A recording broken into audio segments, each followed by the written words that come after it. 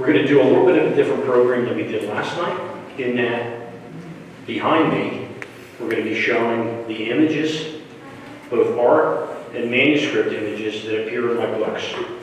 And General Washington and I will have a discussion on each slide. So for those that came here to hear the story of Washington and his enslaved valet, Billy Lee, and are disappointed that the Billy Lee reenactor's not here, we're gonna attempt to use the Washington-Lee relationship as kind of a common thread through our presentation this morning. So we're going to bounce around from all four books and give you a quick little background on the story. My first book, the Washington and Billy Lee book, is the first book of its type in that Billy Lee, the enslaved valet, tells us about life with Washington. It's not a story about the two of them. Billy tells us that story. Our second book is from the perspective of Washington's longtime friend, Dr. James Craik. Craik is not a household word when we talk about Washington's life or early American history. Our book has kind of put Dr. Craik on the map. They sell extremely well at Mount Vernon. That's a very interesting story out of anyone that Washington has known up to the time of his death. He's known Craik longer than anyone. Our third story, a little more of a famous figure, is going to tell us about life with Washington, and that's the young Frenchman that comes here to fight in the American Revolution, the Marquis de Lafayette. Right? Our fourth, inspired by questions from my audiences over a 12-year period. When are you going to write something from a female perspective? Thank you, ladies. Thanks for the inspiration. So when we think of George Washington and a female in his life, who do we think of immediately? Martha, of course. Martha's great, but we have one of Martha's granddaughters to tell that story. Adopted by Washington, she walks us through life being adopted by the most famous man in the world and what that life is like. So General Washington will be joining us. When he arrives, he may give us a little background on himself. And at that point, we're going to have fun moving through these slides and the two of us having a conversation about what it is that's on the screen. And then, as Scott had mentioned, plenty of time for questions when we're concluded. We're good? All right. Thank you again for coming, and we hope to not disappoint. If you are disappointed by today's presentation, at some point, the one that we did last night that was supposedly really good, you'll have an opportunity to see that. So, thank you.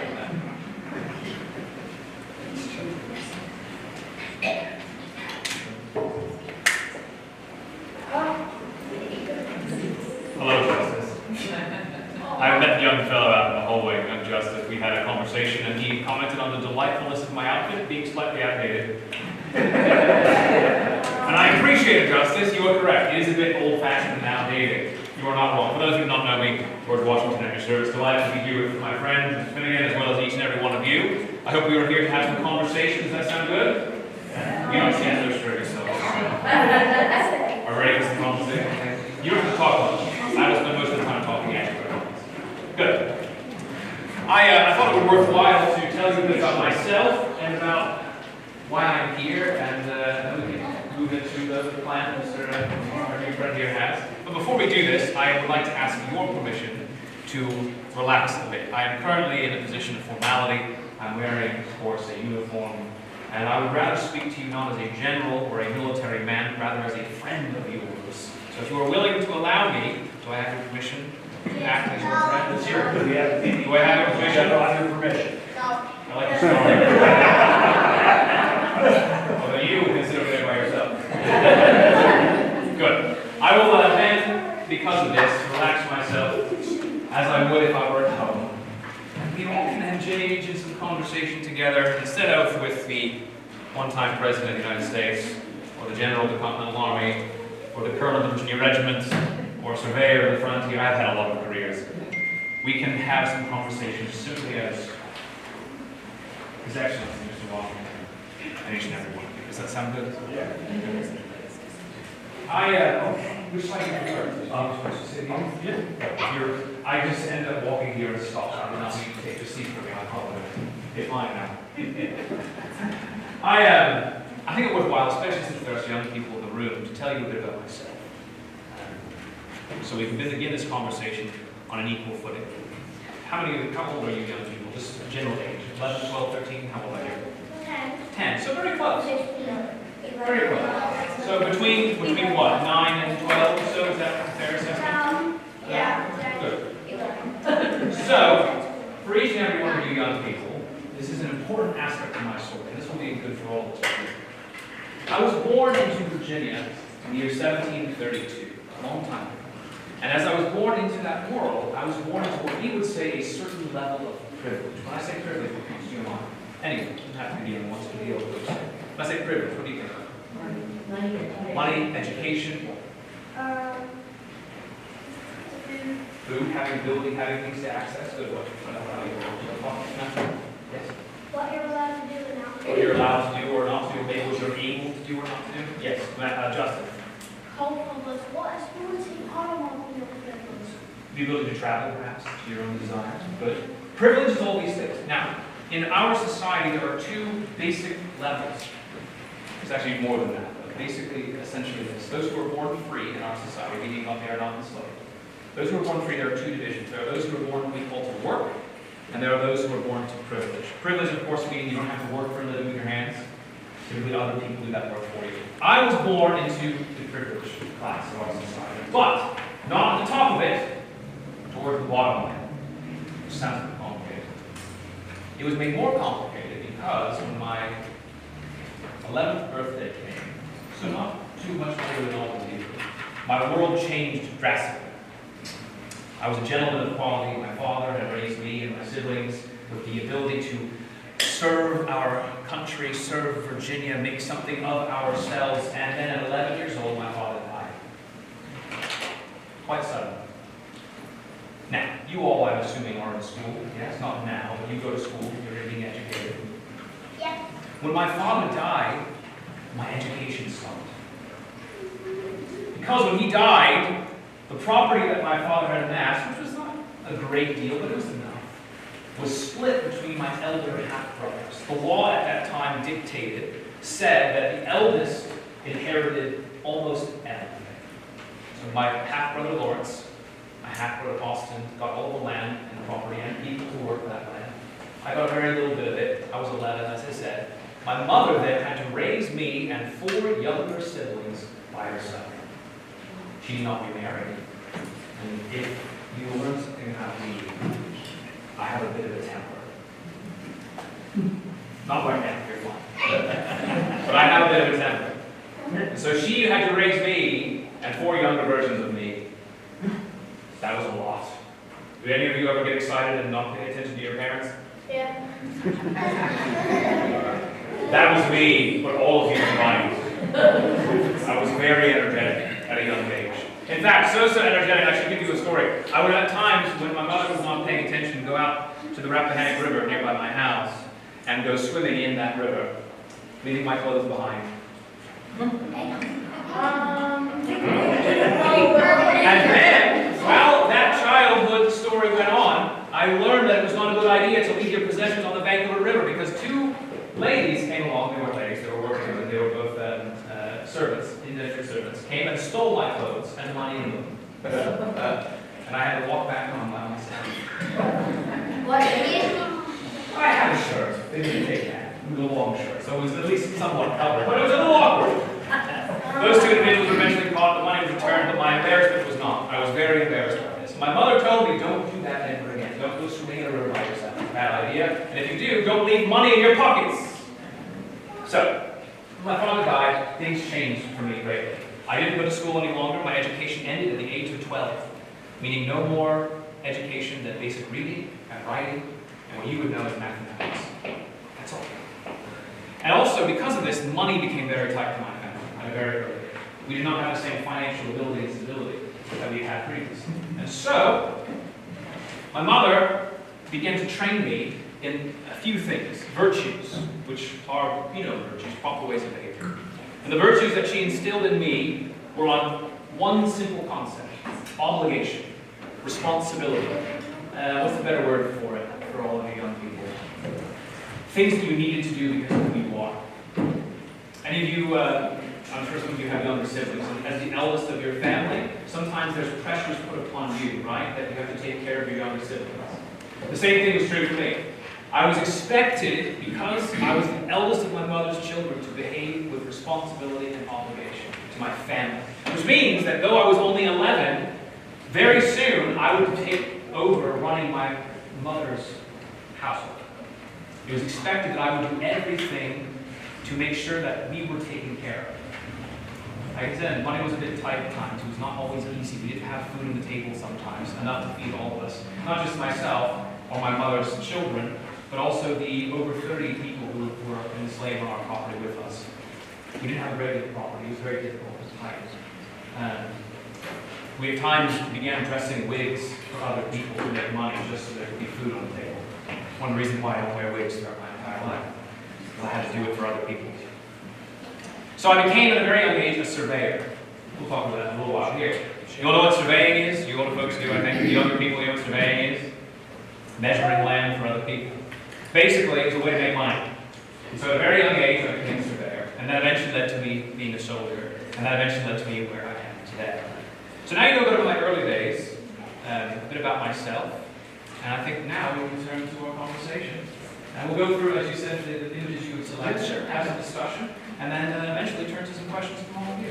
Quick question before Ask we whatever start. questions you like. How accurate is it that you sought to join the British Navy at age 14? It was very accurate. I wanted to join the British Navy at the age of 14. To get away from mother? No. Very little.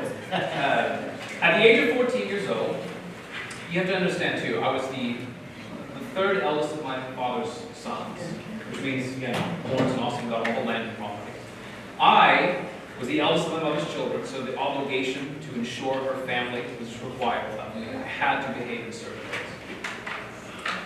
The best way to make money for a third son is to go into the military. You can make a name for yourself quickly, you can earn money to serve quickly, and a bit of a strange thought, if you die gloriously on the battlefield, your family's reputation increases. So even if I did not come back from this potential military experience, hopefully I would, then at least my family would have some benefit from this. And if I maybe got a scar on my face that made me look more handsome, I would take it. So we tried to join the Navy, and some of my friends, the Fairfaxes, who my brother had brought into our assistance to help us, were trying to get me a commission as what they call midshipman, which basically means an officer. My mother was initially in favor of it, and then she changed her mind because her brother wrote to her from England and said, "It's a bad idea. Because you don't have enough wealth in your family to be able to climb the ranks of the military any higher. You will be stuck as a midshipman, which means that you will not get any opportunity for growth or recognition, and your family will be stuck where it is. You need to purchase your commission. You have to purchase your commission, which means you have to have money to be able to purchase that commission. It's a way of showing that you are able to properly care for the men under your responsibility. As an officer, a man leading other soldiers, it's expected that you take care of them. I mentioned obligation before, responsibility. So those folk fall underneath my responsibility. And so if you do not have the money to purchase that commission, you are also demonstrating that you are not privileged enough, wealthy enough, to be able to take care of those men in those lives. So my mother said no, and my brother Lawrence was very angry and went so far shortly thereafter, though I'm not sure this is exactly tied together, that he decided to sell a portion of my property underneath my mother. I heard. Lawrence was a man who was kind in some ways. He assisted me and helped me grow, mature, and become something, but he was not always the nicest man. He was a bit selfish at times. And I admit, I sometimes acted after Lawrence in my early days. a bit selfish, a bit arrogant. You all know people who are arrogant, and if you don't, it might be you.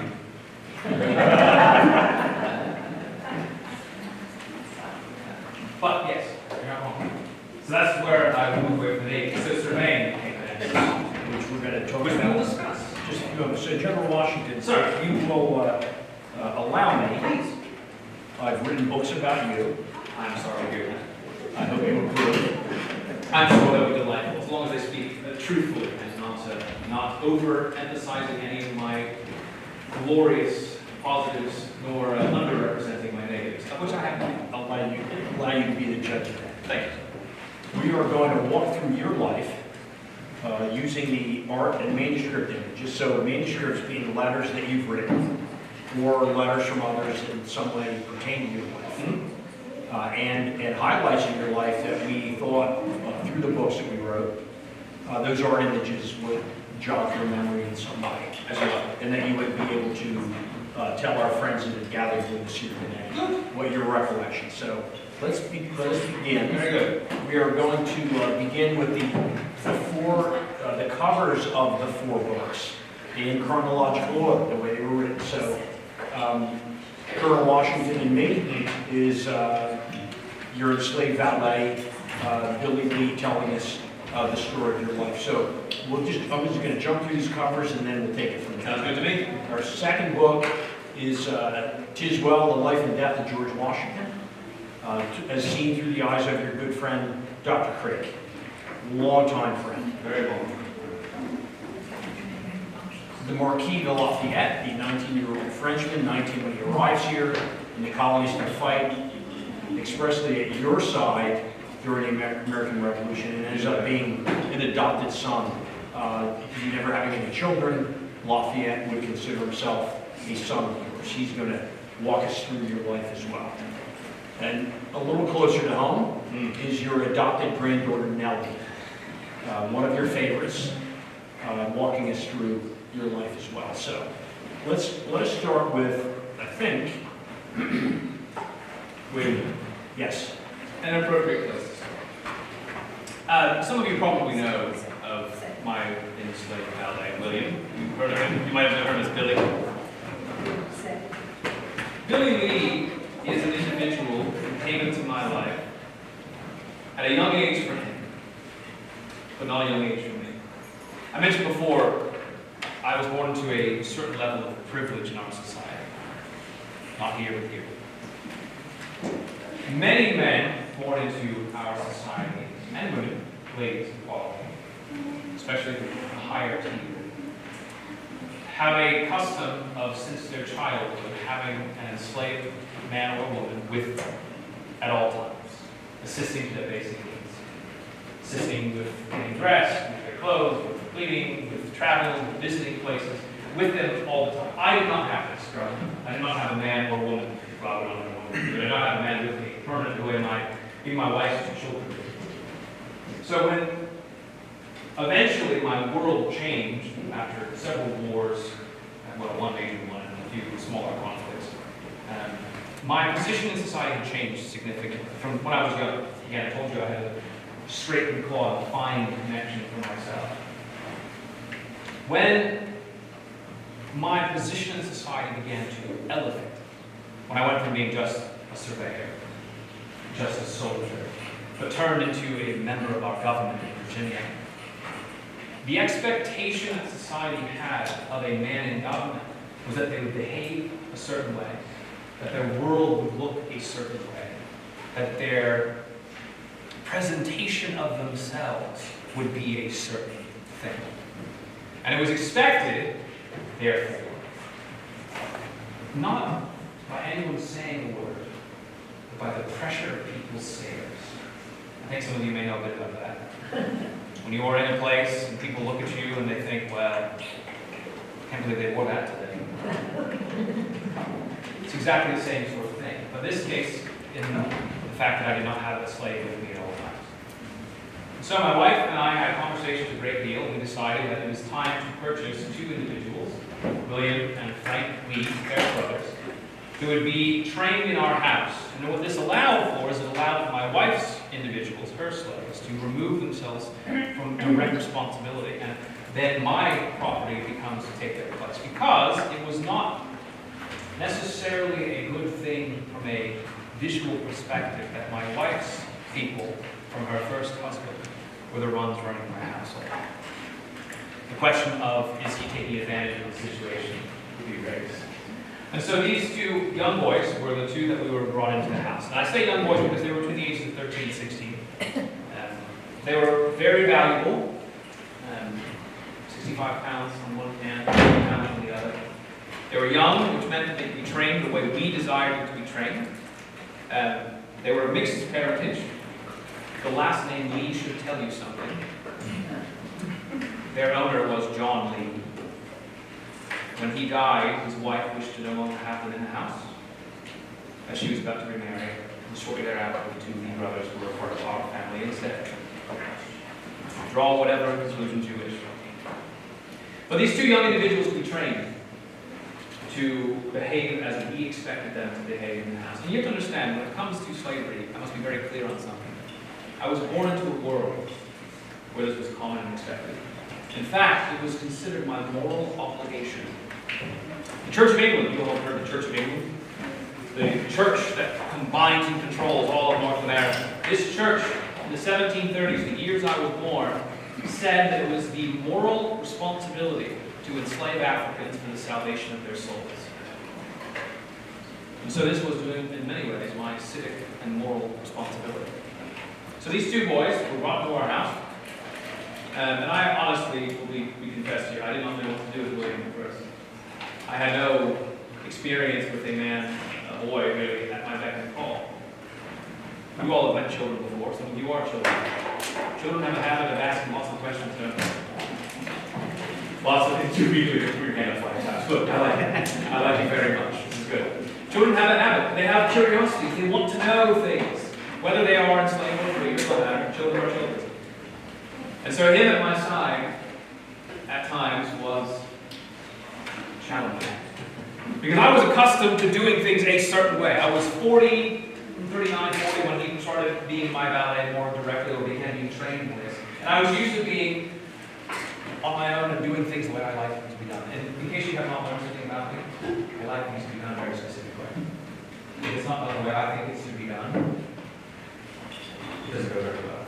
I get very, very, very obsessive about things.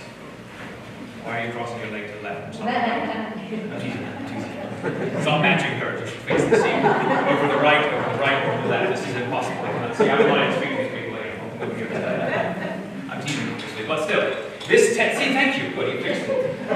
Why are you not crossing your legs? These tensions exist. And so poor William was found in this. And the first time he spent any great deal of time with me was a trip out to the frontier. We went all the way out to the Ohio Valley, we were measuring land, doing some more surveying. And that was when I began to see that he had qualities that I had not thought of before. Two things. One, highly intelligent. Frankly, more so than I was at that age. And I'll be honest, probably more so than I was at 39. And two, he was an incredible horseman. He could ride horses better than most of my friends who had been riding since they were 2 and 3 years old. Excellent horseman. And there's one thing I like about him. He said they're good at riding horses. And he was. So this was when we realized that he would be a good fit for me on a more permanent basis. And William would stay with me. My wife would send him with me to both Continental Congresses, 74 and 75.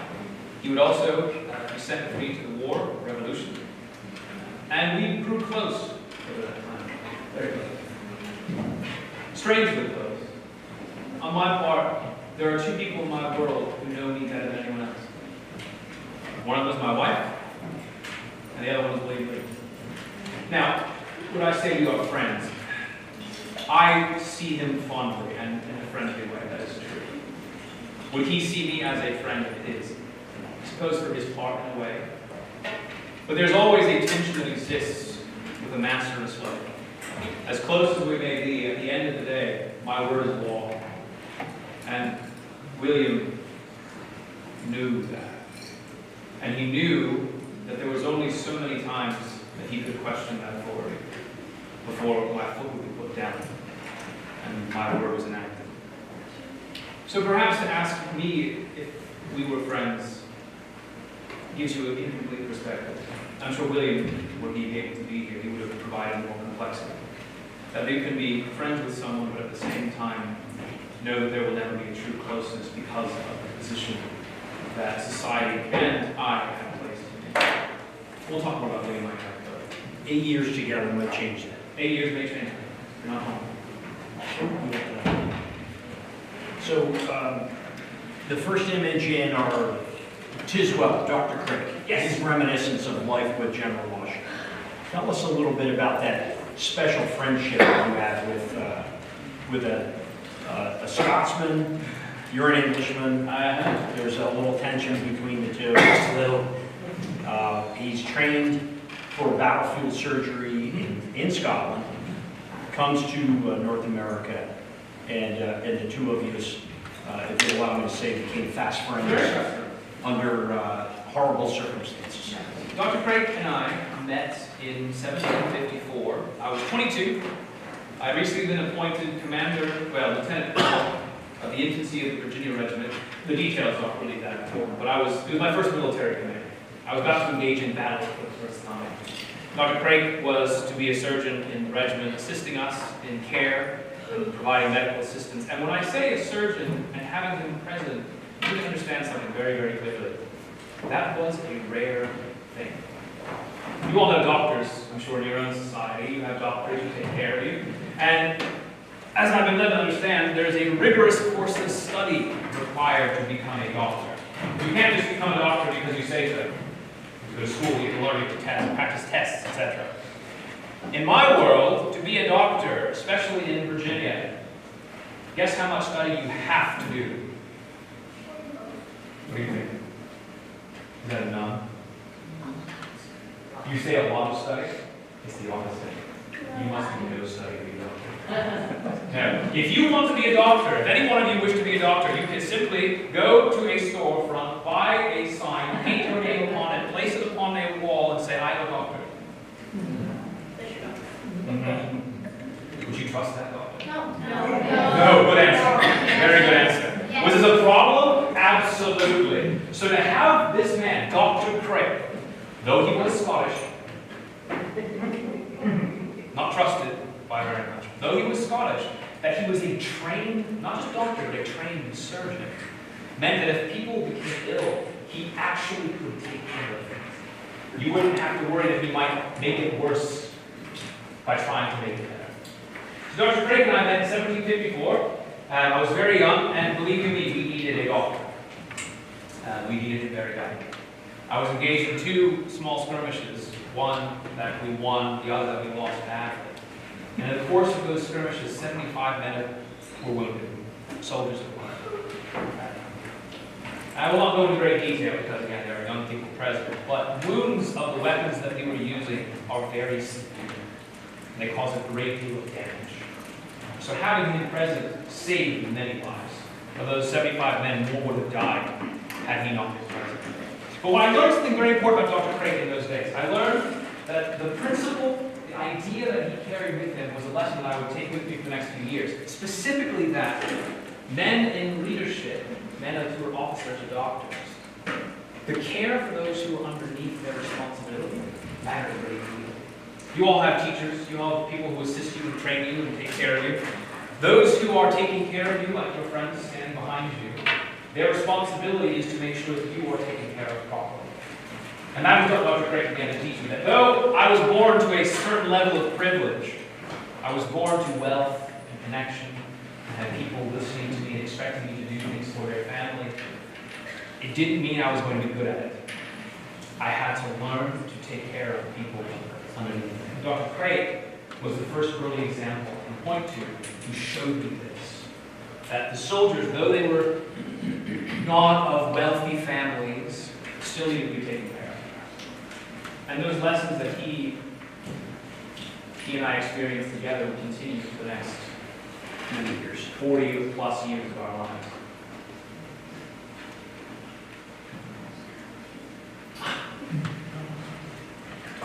I wish I was there right now. Sorry, this is delightful, but I would prefer to be there. my home from the Potomac. The Marquis de Lafayette, he travels here in 1777 to fight at your side. Many years later, on his fourth trip to North America, he tours this country in 1824 and 25, the 50th anniversary of the 4th of July. It's an important date. It's about to come. Yes, we're upon it. Very close. When he leaves after a 14-month tour of every state in the country, and he's to sail back to France, never to return. This is the last thing that he sees as he travels down the Potomac out of the bay to sail back to France. He kneels down on the deck of the ship, tears in his eyes, as he honors his adopted father. Tell us a little bit about the Marquis de Lafayette. You all know Lafayette. I think you've heard of him. Have you ever heard of Alexander Hamilton? Or seen his play, perhaps? It's very musical. You should watch it sometime. If ever a man like Hamilton were to write a musical about himself, it would be that one. The hero of his own story in every capacity. But the Marquis de Lafayette was a young Frenchman. He was 19 years old when he came here to America. His story is a unique one. He was born into the aristocracy of France. That means he was a nobleman. He was a very wealthy man, far wealthier than I was. He was trained from a young age to be an aristocrat, a man of intelligence, philosophy, of wealth, of privilege, of military service. Lafayette, unlike me, actually went to a military school and learned how to fight as an officer. In the English system, we just get around the battlefield and have to figure out as we go. In France, at least, they teach you something before you get out there. So when he came here, when he heard of this cause of America, these ideals of freedom and liberty, he was impassioned by the idea, and frankly took these concepts of freedom further than even we did. Because Lafayette, though he was born an aristocrat, believed in the equality of all mankind. Men, women, African, European, Native, it did not matter to him. All of them were equal, as he would say in the Irish. And so he saw in this American Revolution that began, that grew out of the tensions that existed in our world, he saw the idea of opportunity of true freedom and equality for all people, regardless of their walk in life. And then he did something that as a 20-year-old I would not be able to do. He disobeyed the orders of his king. He asked permission to come and join us. There were petitions being sent to all of Europe, encouraging officers to come and join us, to serve, men of experience, to fight for this great cause of American liberty. And Lafayette decided I would answer the call. The King of France said, absolutely not. You will not go. Why do you think the King of France did not wish him to come fight in the revolution for freedom and equality to North America? Because France was not a very free place. An absolute tyranny. The king controlled everything. The aristocrats controlled whatever was left. And Lafayette said, no, no, no. So he bought a ship with his own money, sailed all the way to here, landed in South Carolina, made his way to Philadelphia, and presented himself to Congress saying, I am here, I am happy to fight for this great and glorious cause of American independence. I don't speak much English, so he didn't say it the way I just said it. A lot of translation was done in that sense. I don't speak French either, so I should explain. And at the end of this debate, Congress said, unfortunately, we cannot pay you. We have no money. So he volunteered to do it at his own expense. And they gave him the commission of Major General. I didn't know what to do with it. I did not know what to do with a 19-year-old French officer who's a Major General who spoke no English except for good afternoon, General Washington. That was all he did, with a few words here. And what Lafayette did these next couple of months is he demonstrated a willingness to, one, learn the language, but two, make himself indispensable. And I will never forget the day I knew he was a different man, like Dr. Craig was. That called branding line. The details of it aren't entirely important. We lost But at that battle, Lafayette proved himself to be an incredibly young man. 19, almost 20 years old. He went to assist part of our army that was under significant danger. They were surrounded, being pushed back. A military force we did not expect arrived. They were in danger of all of them being killed. Everyone. Lafayette went to assist, rode up on his horse, saw the collapse and the terror in the men, decided to dismount his horse, not stand on the bar as he could have safe, but no, he went up and stood next to them. He said, drew his sword, I will stand with you. He encouraged them, he stood with them, he fought. And he turned that, what was going to be a rout, which means them running in terror, he turned it into a gentle retreat. He saved that portion of the army with others' assistance, not just by himself. He had help, but he brought that bravery.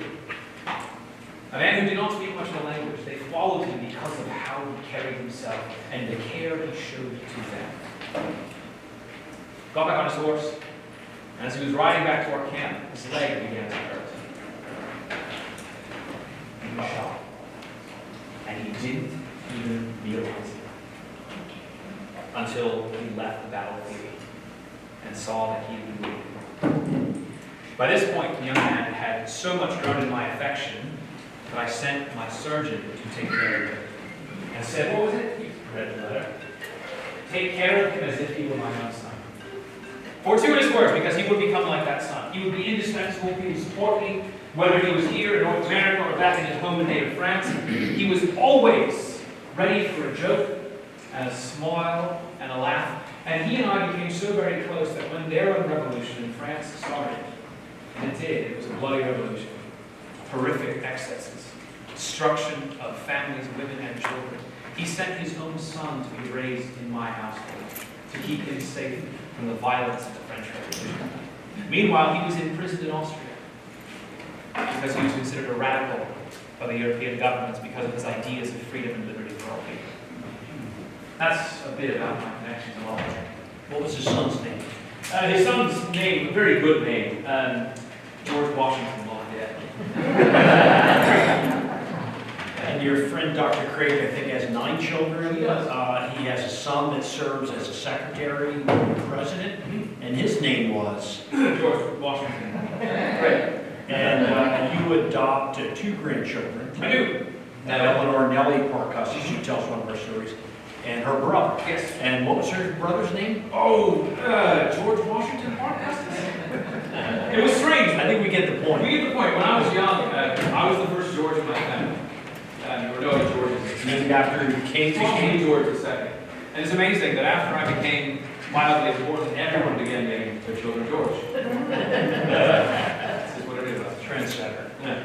Let's see where we are. We'll go past that one. Recognize that document. I do. It's I think my first surveying tract when I was a child. 17, 18 years old. 1750.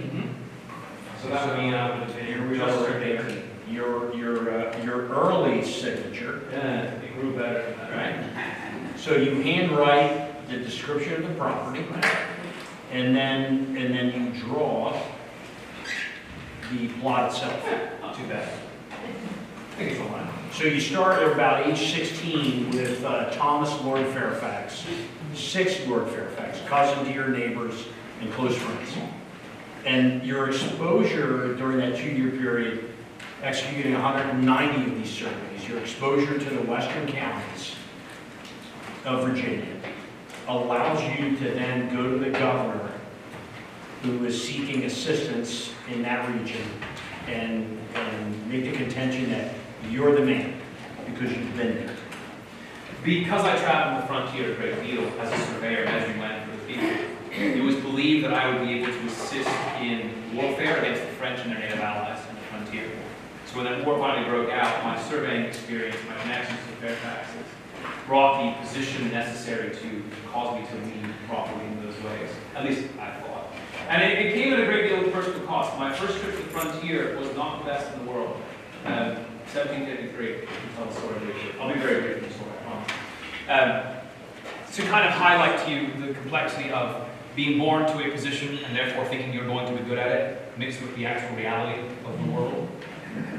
I was sent as a 21 Ohio Valley. You all noticed very close to where Pittsburgh is. And on that trip, I was full of ambition and youthful arrogance, and I thought I was the smartest thing in the world. And very shortly discovered that was not the case in the slightest. We delivered the message to the French, and they were very comfortable with the idea that they were going to ignore our petitions to them to leave, and they would do what they wanted. So, I began to come back to Virginia, as quickly as I possibly could, because we were afraid they were going to invade the large army. What happened next shows you, I think, my youthful impetuosity and at times poor decision making. We were traveling with a small group of men in the mountains in the winter. What happens in the winter in the mountains? Snow is a lot.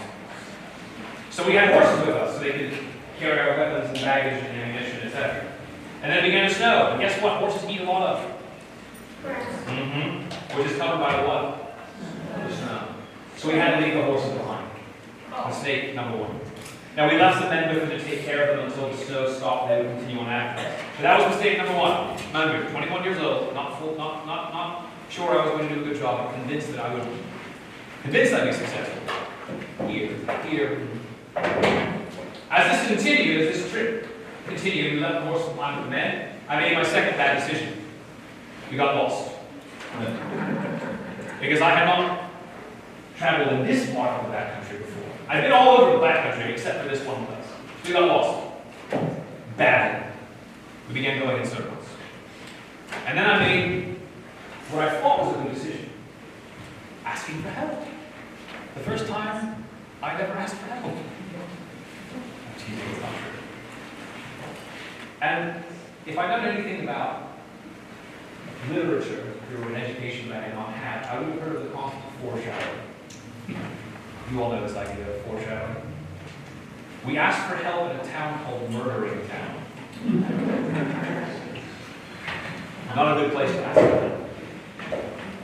The native guy that we asked for help from, a few hours after becoming our guide, decided very much that he was not happy with the English but was happy with the French, leveled his musket at me, as close as I am to you, and pulled the trigger. And missed. Mr. Gist, my friend, leapt upon him and was going to kill him right then and there. And I said, don't do it. If we kill him, his family will have to come and kill us instead. Blood guilt is a common way of the frontier. So we let him go. And who do you think he went and got? His family. His family. Mistake number 3. So a merry chase we began through the woods, being chased by the French and their allies. And we came to the Allegheny River, which we had crossed a couple of weeks earlier, before the snow had started. Unfortunately, there was a slight warming upriver, and the ice that had covered the river before had now broken up. And these massive ice floes were crashing and careening down, and we could not cross it safely for fear of being smashed to death in the river. And so what did we do? We took the tools that we had left with the horses 3 days earlier. Oh wait, we didn't have the tools, did we? Because we left them with the horses 3 days earlier. Mistake number 4. With a dull hatchet, we built a raft with which to cross the river. And here was a chance, I thought, to make up for all of my mistakes, to prove that young George Washington, at 21 years old, was not a complete fool, only a slight one. And so as we began pushing the raft across the river with these giant poles we created, trying to just drive our way across, an ice floe smashed into our raft. And here was my chance. To stop myself, the raft, Mr. Gist, and the ice and the river all in one fell swoop, using my great Herculean strength. As I dug the pole in the bottom of the river, threw my whole weight into it. And what do you think happened? I did not stay on the raft.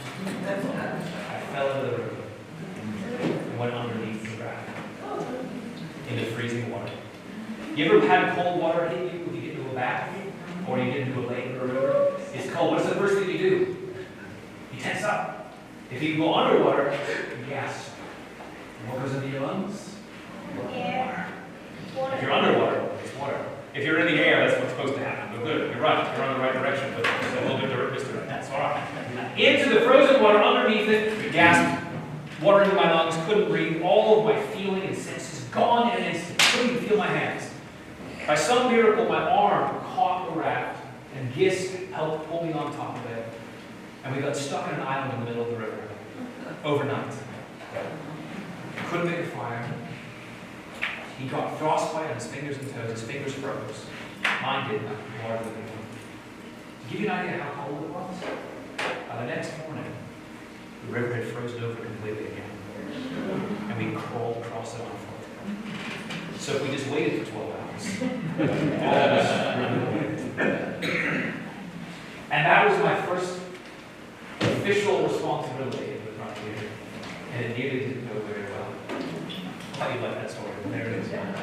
Please. The surveying went great, that didn't go so That did not go. I should have surveyed the river first. The Wren Building in Williamsburg. It's College of William and Mary. You would know it well. You're 16 years in Williamsburg as a Burgess. Yes. It's where you received your surveyor's license, correct? It is. Good. I received a surveyor's license there. I did not actually pick it up. William and Mary to this day claims that I attended the university there with a plaque in their wall saying George Washington graduated here. It's not true. There was no course of study for a surveyor. They use it for fundraising. There was no graduation. I did not even go to school. My friend William Fairfax picked it up. But the school does have a connection to me, and it's actually a connection to Carlisle as well. People don't realize. I should have mentioned this to you earlier. At William and Mary was what was called the Brafferton School. Yes. The Brafferton School for Indians. And that school was the school that many would come to Virginia, these Indian men, boys would come and learn our culture and language so they could then go back and be ambassadors. As there was one in Carlisle. Very different than Carlisle, but similar concept. In those days, some of the men who went to that Brafferton Indian School became my best soldiers during the 7-year war. I can give you 4 names. Thomas Stepp, School Robin, Billy John, and Alex Starr. All of whom went to the Brafferton Indian School. And one of whom, Thomas Stepp, on one occasion saved my life. They were not away, all 4 of them. Highly intelligent men I respect very much.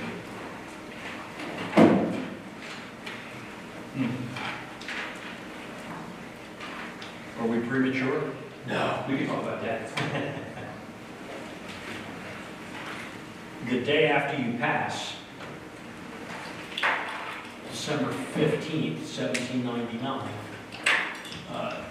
your longtime secretary, Tobias Lair, he comes to you by way of Harvard and recommendation from Benjamin Lincoln, General Lincoln. He's a resident of New Hampshire. He would teach the children.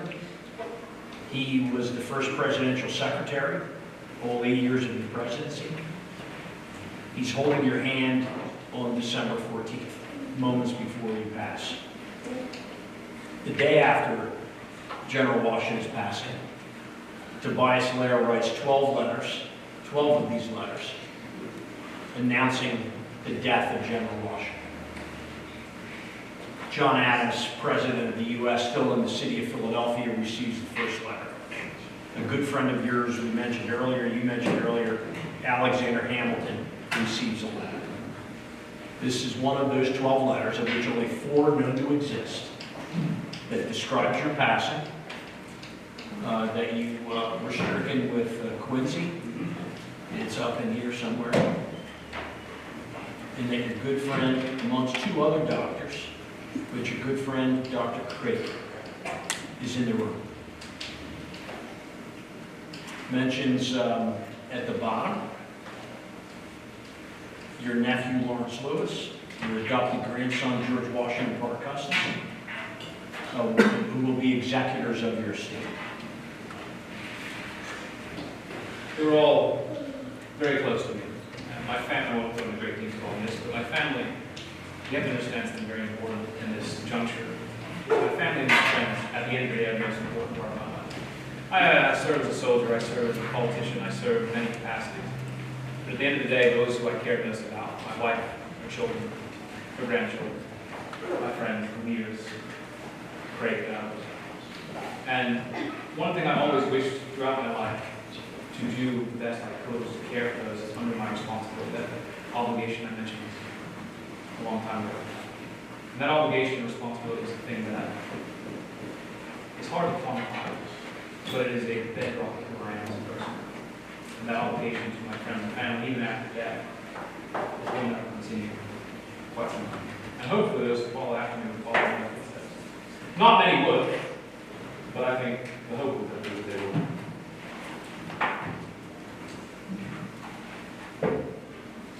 A letter that you received from the Marquis de Lafayette.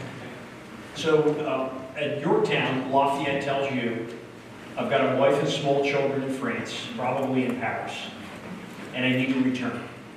If this war in fact is over and you win, I will return. August of 1784, you receive a letter from the Marquis de Lafayette. In this case, this letter is written from the city of Philadelphia. I've arrived, I'm here. He refers to you as my Major General about 8 times in this letter.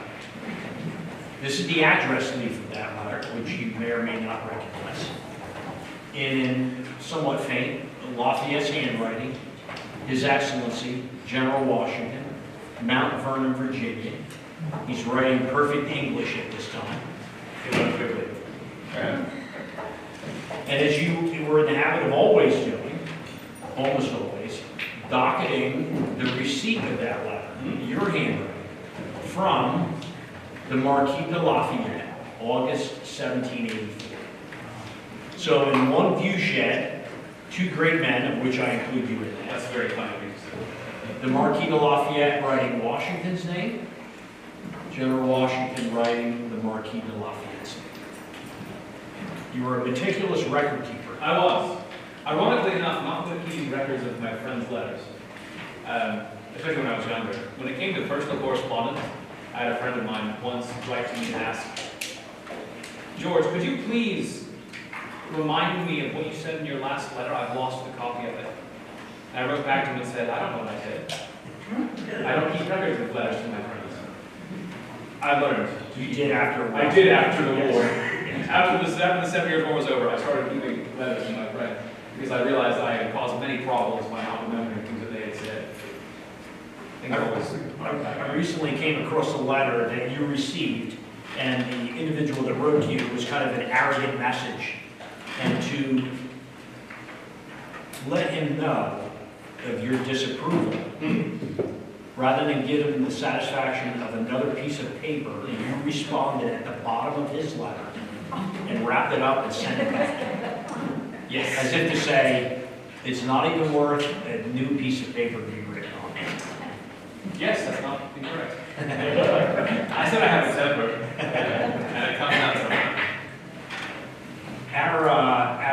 Our image of what the arrival of Billy and Frank Lee, as we said at the beginning of our conversation, we're going to use the Billy Lee relationship with General Washington as a little bit of a constant thread throughout our presentation today. So our art image of what their arrival may have looked like. And in doing so, we'd like to remind the individual that views this in very stark language that the crate, the barrel, the package, and the 2 young men are all the possession of the man that lives in this house. And if you'll allow me also, General, the second iteration, if you will, of what Mount Vernon looks like. When Washington, I think your father had that house built? Yes. Is a story and a half. So the roof line would be down in here. You add a story to it because you're about to be wed with a ready-made family, 2 young children. You need more room. During the American Revolution, we add a section here, or at the beginning of the Revolution we begin that, right? And then towards the end of the Revolution, the northern edition, which is really your new room, your new dining room. Ultimately, I think in around 1787, the pediment and cupola give us the final version of the way we would know that house today. But more importantly, and back to the arrival of Billy Lee and his brother Frank at the mansion house. William and Frank, when they came to the house, they changed a great deal, and they arrived at a time of great change for us. I mentioned before that I was born into a world that accepted slavery completely and totally. During the 60s, after the 7 Years' War was concluded, my wife and I began to have concerns with the institution on one particular fact, the economic side. It was not working. I transitioned my property from one crop to another. Tobacco is incredibly labor intensive, requires a great deal of hands, which is why slavery is so tied to it. I shifted to wheat and corn, so we didn't need the same number of people. The problem was that the people I owned and the people that my wife's children owned, very legally complex, had married into each other. And I became more and more concerned with the idea of splitting families apart to make money by getting rid of those who I do not need any longer. So William and Frank were in some ways recipients of this, because I did not need at the time 2 individuals. I only needed one. We needed a valet. I did not need another waiter for the house. But they were brothers. And buying them at the same time, we began stopping splitting families apart. Cannot be overlooked. And those 2 will become not just brothers in the house, but they will become the top 2 individuals who serve in the house. Frank becomes my wife's butler. William becomes my valet with me, as I said before. And the note about Frank to keep in mind, it's a very important thing. My wife trusted Frank more than my own relatives. During the war, 8 years of the Revolution, whenever my wife had to leave home and put it in the hands of an estate manager, normally Lund, my cousin, you know who she actually gave the keys to the house to? Lund? Frank. She wouldn't let Lund into my library where all of my important papers were unless she or Frank was in the room with him. She trusted Frank more than she trusted my own flesh and blood. I don't blame her. I trust Frank more too. And Frank became highly important in that family. And William, of course, my valet was equally important. Manuscript. Recognize the signature? Mr. Gist, the fellow who pulled me from the river. The one who, without him, I would not be in front of you today. 2 times. Once, stopping a man trying to kill me, and the second, saving my life from drowning. 1757, right? He passed away in 59. The only time, General Washington, you leave North America. One time. Once. Very important trip. Very important trip. 2 reasons. One, I got to see the world, a little bit of it. I went to Barbados with my brother Lawrence for health reasons. He was suffering with consumption, tuberculosis, probably. And it taught me a bit of the world. I saw a different part of the empire. I also saw the worst version of slavery. The sugar islands were horrific. But also, more importantly, I contracted a disease while I was there. That sounds like a horrible thing, doesn't it? It was. 6 weeks of misery. I got smallpox. While I was there, I caught smallpox, and smallpox, once you got it, you never get it again. So throughout my life, it became the thing that kept me alive at more dangerous moments. And it also allowed me to care for those who had not had smallpox before. So in the 60s, there was a smallpox outbreak, and I cared for my enslaved people who came down with it. During the Revolution, there was a great smallpox outbreak. We inoculated the army to prevent them from dying of it more. And again, throughout time. So smallpox from Barbados. Though I learned very little else from the trip, the fact that I got immunity to smallpox was probably one of the best things that could happen. You ate your first pineapple on that trip. I do, that's right. I do eat pineapple while I'm there. That was probably more pleasant than smallpox. But only slightly. It's a prickly thing. Before you leave, you're sailing back to Virginia. Gedney Clark asks you to deliver letters, packages to the then governor of Virginia, a Robert Dinwiddie. Are you heading in that direction? Yes, sir. I can stop there. You meet the governor for the first time, and that allows you then to do what? Less than a year later? Less than a year later. That's what led to me becoming the fellow who took the message to the French and nearly drowned. So thanks to the governor for that. All from your trip to Barbados. Never That's my leave, first military. never leave again. Never leave again. Lawrence does not regain his health. He doesn't travel back with you. I think he sailed to Bermuda from there. Tries to Bermuda and does not succeed and then dies right there. His death also was brings me Mount Vernon. When he passed away, he has no children yet alive. His daughter died in infancy. So that property moved past him. Known as Little Humpton Creek. He sails to Cartagena with a British admiral by the name of Edward Vernon. When he comes back, he renames your family property, Mount Vernon. Gentlemen, recognize the building. City of Philadelphia, the City Tavern. City Tavern. In one of the upper floors, big dinner hosted by members of Congress. The Marquis de Lafayette has been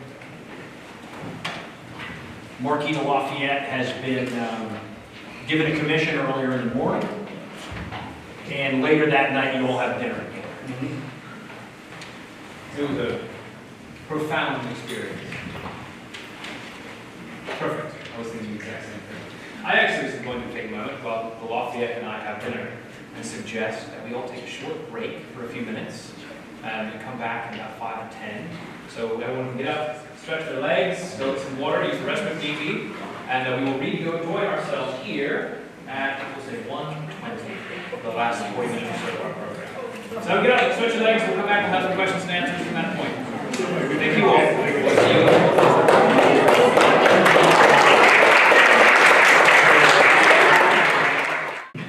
The huntsman is the individual that runs the fox hunt. Washington's not going to do that. He has something to do with it. Washington loves, raises his own horses. He raises his own dogs. I do. Yes, you do. He raises rat terriers. You raise rat terriers to keep rats away from the food stuffs, right? Mm-hmm. Every animal on my property has a use in the phrase. The Louis XVI sends over Norman hounds. Except for those two. Is Vulcan a Norman hound? Vulcan's a stag hound, so yes, he's Okay. very large. And he does what? Mostly Steals from the dinner table. Steals a large ham from the dinner table. Big, great stag hound. He was in the kitchen having a barbecue, and we didn't let the dogs in the house. My wife wouldn't allow it.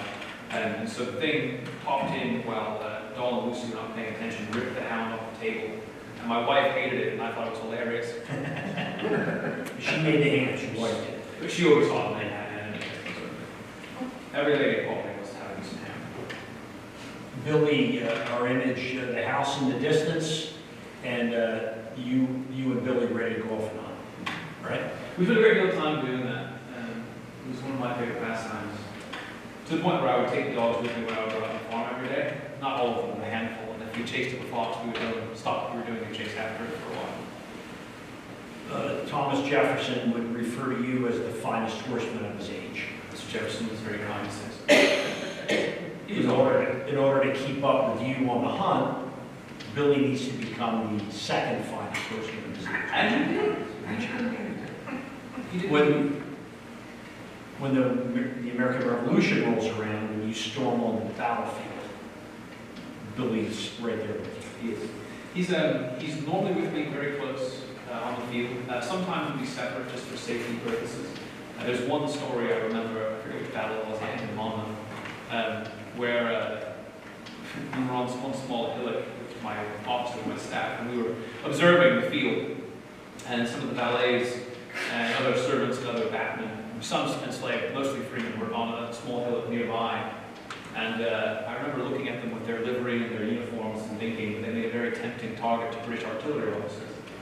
And I remember commenting toward the officer that, wait a moment, and they will soon come under fire. And sure enough, a few moments later, artillery began zipping over their heads, and the poor fellows scattered like chickens, except for William, who calmly got on his horse and rode over to us. And I enjoyed that altogether too much. As they just Got a good laugh at I did enjoy that altogether too much. I said I have a very sarcastic dry sense of humor. Look familiar? It does. One of the worst years of the conflict for less reasons than you might think, more for personal reasons. Yes. So it's the Isaac Potts house at Valley Forge, your headquarters. It's where your good friend Dr. Craig makes his way through that main entrance. I think your office is right about there, and he's got a story to tell you. He came to warn us of the Conway. Well, we did not know it as the Cabal, but Conway and a few other officers have been engaging in a plot to attempt to replace me as the Commander-in-Chief, which in and of itself, if Congress wished me to step down as Commander-in-Chief, they had their right to do so. But the way it was being done was surreptitious, underhanded, and traitors is not the right word, but traitors is a good word. Men in the Army, men in Congress. Both, yes. Mr. Benjamin Rush had a hand in some of it. Some people say Sam Adams. Sam Adams had a hand in it. Had a hand in it. Horatio Gates, after his victory at Saratoga, had a hand in it. Conway and he were corresponding, referring to me as a weak gentleman at one point. That went over well. I found the correspondence, Mr. Craig brought to my attention, he found that letter, and we kept it to ourselves. Only my inner circle and Lafayette, my immediate family, knew of their aspersions that were being brought. I held those things to my chest until they were exposed in another way, and I presented them to Congress before they were able to do so. And suddenly they had a lot of explaining to do. And the accusation was made that we had engaged in theft of said letters through surreptitious means. And I said, absolutely not. No, I wish to have these things brought forward so that all things may be open and honest, and then you all may discover who misplaced your letters instead. And suddenly the small cabal went away very shortly thereafter. I'm not a politician at all. And your flag. Yes. So you are enough of an aristocrat, Oh, yes, sir. if you'll allow me, Please. that you have your own flag. Very much like the evening Yep. if you were to go to the military. I served in the American Revolution. This is what my discharge looks like. Again, sir, you are an aristocrat, and we refer to you as His Excellency. You signed this discharge for a Lewis Carey, a little thing. He was a matros in the 3rd Artillery Regiment, and you signed as Commander-in-Chief of the Continental Army right here. I think that says June of 1783. It is true. I think that I will take a brief pause here as we consider the rank and file. We are about to come to July 4th, which I think you all know this. And it is appropriate at this moment to reference the men and some women in that conflict who fought to make that a reality. Men like, his name now is out of my mind, I'm looking for it. Lewis Carey. Carey, men like Carey, who I don't know him personally. They made the bedrock of our army, and understand that the army, both in the war against the French and the American Revolution, most of it was made up of what I would refer to as the wastrels and vagabonds of our society. Not to say that they're worthless individuals, they're from poor means in most cases. Oftentimes they come from the lowest ranks, they have no food, they have no clothing, they have little shoes upon their feet. And they join armies not necessarily always for ideals of liberty. Many do, but many others do not. But those individuals, like this fellow here, became the bedrock of an army that suffered through 8 long years of horrific conflict. And they died on behalf of individuals, many of whom after it was over did not thank them for it. And one thing, though an aristocrat I am in many ways, not noble title, but at least a position equivalent of it here in Virginia. One thing that I will never forget is the work that those men did on our behalf. That these wastrels and vagabonds together put the shoulders of these ideals of freedom and liberty on their backs and fought and died for them. So though I am a man of many mistakes, hopefully one of them I'll be forgetting those individuals who actually made this thing possible. Sean Hancock, what a giant signature that man has.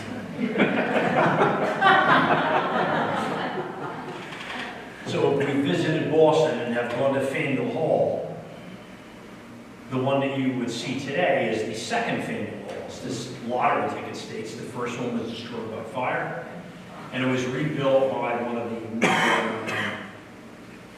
well-known fathers of Boston, and that was Mr. Hancock.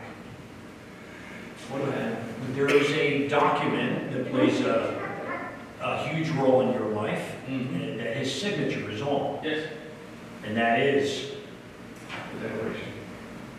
Signed by him and one other, whose name escapes me now. Charles Thompson. Right, they both signed on the 4th. The others were signed in groups for the next few days, including my replacement, Mr. George Whip. Yes. Who came and took my seat after I became commander of the Continental Army. That document, you have to understand, it must be seen as a unique one. The declaration, the language itself of that, the Declaration of Independence, tells you a great deal about that document and its intended purpose. Legally, in the 18th century, a declaration is not a new concept, but it is the acknowledgement of a thing that already exists. By which I mean, when we say we have put forward a Declaration of Independence, we are not proclaiming it now we are independent. We are saying we have already been made independent, and we are declaring it and acknowledging its truth. Why do I say that is important? Because for me, the man who served the crown, the man who fought for the crown, the man who killed men before the King of England with my own hands. To separate and break that oath would be a hard thing to do. And for the first few years of this conflict, mostly in 74 and 75, our ultimate goal and aim was reconciliation of the crown, a restoration of peace and prosperity between the empire to move forward with that concern. It was not, this is even after I became commander-in-chief of the army, this hope was still in the middle of a civil war of reconciliation. It would change for me and for Mr. Hancock and others when the king, in August, I believe, of 1775, we did not know until October or November, declared the colonies in rebellion outside the protection of the empire and to be treated as if they were foreign nations. Because we had dared to protest our liberties. By doing so, he proclaimed us independent. We responded by declaring him correct. Every colonial declaration of independence came after the news of the king's removal from us from his protection. He broke the social contract to protect us. He broke his virtue as the King of England, destined to protect his constituency, his people.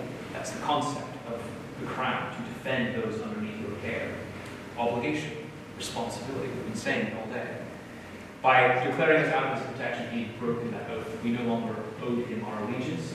Therefore, we did not break our oath to him, for he had already broken his oath to us.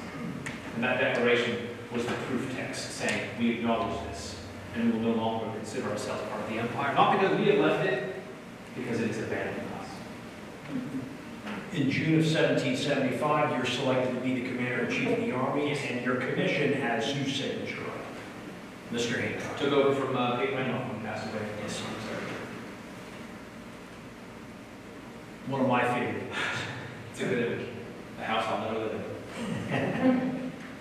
You selected the site, the architect, and approved the plans for the then President's Mansion. In the federal city, in a swamp. It was a swamp. It had a drain part of it. I never lived there, and in some ways I think it's fitting. I never lived there. But my belief in service is always dedicated, not perfectly, to this concept that the next generation must take over. By the time of my second presidency was coming to an end, I knew my time had passed. I was old, I was not well, it was time.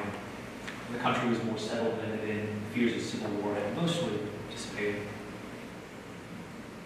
And so I think it's fitting that not only did I step down from the presidency, but then left that house to be occupied by the future generations. I would have been nice to have been in it once or twice to at least see what it looked like. Yeah, the fact that the roof leaked terribly was a reason you didn't want to live there? No, that's fine. Mr. Adams, I find it quite humorous that he had to deal with the leaky roof first. I told him when the inauguration took place, he walked past me, and I whispered to him in his ear, I said, "You are fairly out. I'm fairly out, and you are fairly in, and we'll see which of us is happier." I may or may not have known about the leaky roof by that point. December 12th, 1799. You're in perfect health. You go out for your ride of your 5 farms. Took about 4 to 6 hours as we did every day. Arrive to the mansion house for dinner at 3. The main meal of the day served at 3 o'clock. You'd been exposed to snow, which wasn't terrible. But then it turned to, as you write in your diary, a settled cold rain. The exposure to that has you waking on the 13th with a sore throat. And it progressed quickly from there. Thought I would recover from it. But I confess, within a day, everyone else would know what I believed from the moment the illness began, that this would be my final illness. I had suffered with illnesses throughout most of my life. Dysentery, tuberculosis, pneumonia, malaria, smallpox, measles. How much time do you have? Dysentery again. Dysentery again after that. Tumor during the Tumor presidency. during the presidency. Painful issues with my teeth, my gums, consistent fevers.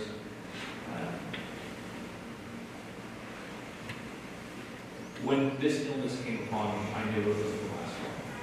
We were telling Leah and Blair and Craig that this was going to be my final moments. And I very quickly began to enact things to ensure that my parting would be properly handled and taken care of. You instructed Mrs. Washington to go to your study and return to the room with 2 wills. The first was the one that had been written in 1775, Outside the Revolution. for the Aspen Revolution, the one that would have taken care of my estates. The other written shortly before, that summer. This one of our close to last images is in your study at the desk and chair that you used during the presidency. Both are still at Mount Vernon. Good. In July 9th, the anniversary will be coming up soon, of 1799, you put the finishing touches on your 28-page will. Strange thought was crossing my mind. 1799. Let me do the mathematics in my mind here.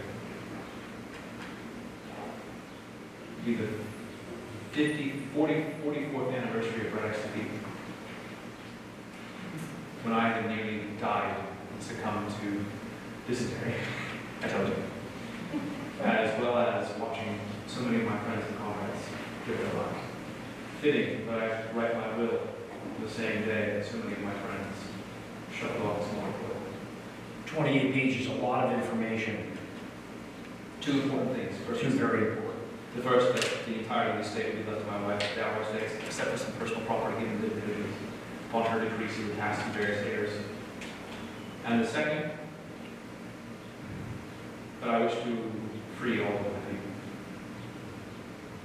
Not wish to, that all of my people will be free. That a system would put into place to allow them pensions to care for themselves in their lifetime, who are too old or too young to work for their entire lives, until they have no leadership any longer.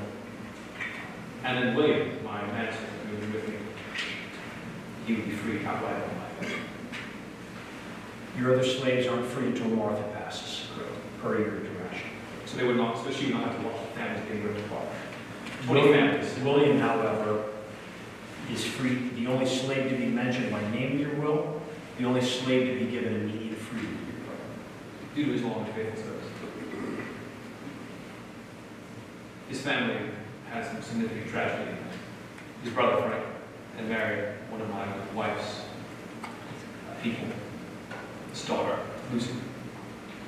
The Custis property was under my wife's or my control, belonged to her grandchildren and their guardians, which we were too. So we could only free those who were owned by my father. And in that process, 20 families were split apart, including Frank's. He freed his wife and children, all made enslaved by the Custis. Eventually ending up in the hands of, I believe it was Elizabeth, one of the elder children. George, Who then she freed. Washington and family. You and Martha, Eleanor, George Washington Bar Custis, and its slave valet. Your second family, you raised Martha's children, you raised 2 of her children. Great image. You in your uniform. The one that I wore for the last time at her wedding. Nellie's wedding. And Nellie was married on a special day in your life. Oh, just a special day. May or may not have been my birthday. Which she did for me, which I liked celebrating my birthday. It was the wrong day, though. It should have been the 11th of February, but it's fine. The old calendar changed, and I never got those 11 days back. The enslaved community is notified probably the morning of Nellie's wedding. The house servants, enslaved house servants, that they will be guests at Nellie's wedding, and they will also partake in the wedding feast. Many of those individuals, the Custises and Washington, people who were freed at my death and those who remained enslaved, years later remained friendships with the grandchildren. Oftentimes will go and visit the houses back and forth. Not all, but enough. But that was proved by that circumstance. An Anglican minister will be at your property on the 22nd, your modern birthday. You write in your diary that night, Ms. Custis was married about candlelight.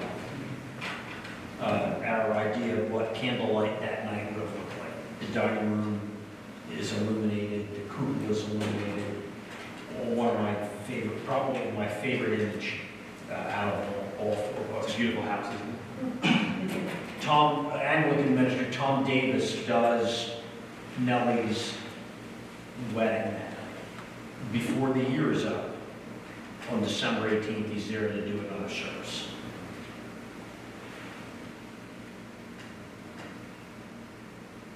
One of the last letters that you write prior to your death, written to your good friend Brian Fairfax, now Lord Fairfax. He's gone back to England, he's come back as Lord Fairfax. Written from Mount Vernon on the 30th of November 1799, and sealed with black wax. I had learned some days before, and this is my custom, black wax in these circumstances, that my last living brother had just passed away, Charles. The youngest, I should say, not the brother, but the youngest. And we talk about family. I think we'll take a moment on this point. At the end of the day, family is the most important thing in my world to me.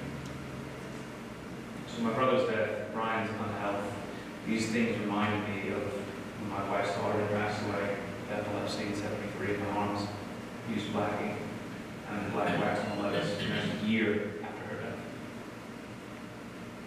So in many ways, this thing again was fortuitous and fitting, I hope it's to come with me. All of these stories of mine coming to an end, all at the same time. Very funny. December 14th. Your bed suite is illuminated. It's between 10 and 11 o'clock at night. With your longtime secretary, Tobias Lair, holding your hand. Mrs. Washington with him. Other side of the bed, Dr. Crick. With me from the beginning of my military career, with me with the end of it. I remember whispering to him that I got it all, but it was well. It's his will. House servants, Charlotte, Caroline, and Maul. Your death, your passing, you're probably convinced that you're going to make it to the other side. The pearly gates will swing open for all you've done for humanity. Oh, What must have been going through their minds in that the death, even though they're all three are dower slaves, they're owned by the Custis family, still imagine what their thoughts were as they watch you about ready to take your last breath. they were about to see their entire world ripped in half. They knew probably my wife and I had attempted earlier in a few years prior to the presidency to see about purchasing the entirety of the Custis slaves so that we could free them on our death. And it turned out to be the tune of nearly $6,000, which does not sound like a great deal, but in those days in Mount Vernon, we were barely making $250 a year. And in order to free those individuals, in addition to purchasing the entirety of them, we would have had to put up their equal bond and cash value to the state, so they would not become the wards of that state, because we benefited from their labor, therefore we should be the ones who pay for their future. So that would have been double, £12,000, $12, excuse me. To add more complexity to this, anyone over 45 or 16 would have had to have double. So we're speaking upwards of $1,800, $18,000 to free. It was impossible. Not to include the fact they were not mine. They were the guardians, and I was the guardian of the children. And if I were to buy people from the children that I was the guardian of, questions of legality would come into play. And so it was like, Our final image. The old family tomb at Mount Vernon, no longer used as a tomb, still there, thankfully for us. And our final image is your good friend William Lee lamenting your passing.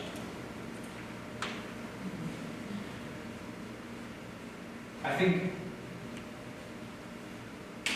the story of my life is a complicated one, and one that I hope will be remembered for the actions that I took, good or bad. It is not mine predict or tell them what they should or should not think. But William and the other people of the property who were free and who remained in bondage for the next quite a few years, they were the ones who stayed at the property the longest for several other Washingtons. And when folk would come to hear the story of the general, they were the ones who were telling me. Samuel Anderson, one of my carpenters, he and his sons were freed in the process, and they remained in and around Williamsburg, Mount Vernon, and the little town called Freetown they created. And they would come and they would take care of my grave. But even in the telling of that story is a complexity. Everyone always would say, oh, they would go and take care of the great general's grave, which is true to a point. But they would do another thing, which was overlooked until the early part of the 20th century. The enslaved graveyard was just next to mine. They may have been caring for my grave, but they were truly caring for their own family's graves, where this man, we believe, was laid to rest somewhere in the 1830s. A complicated story, but one worth telling. I think with the time we have left, perhaps we can have some conversation with all of you. I will not stay as Washington. I will become not Washington. Does that sound safe? On me. You can be Washington now. And then we'll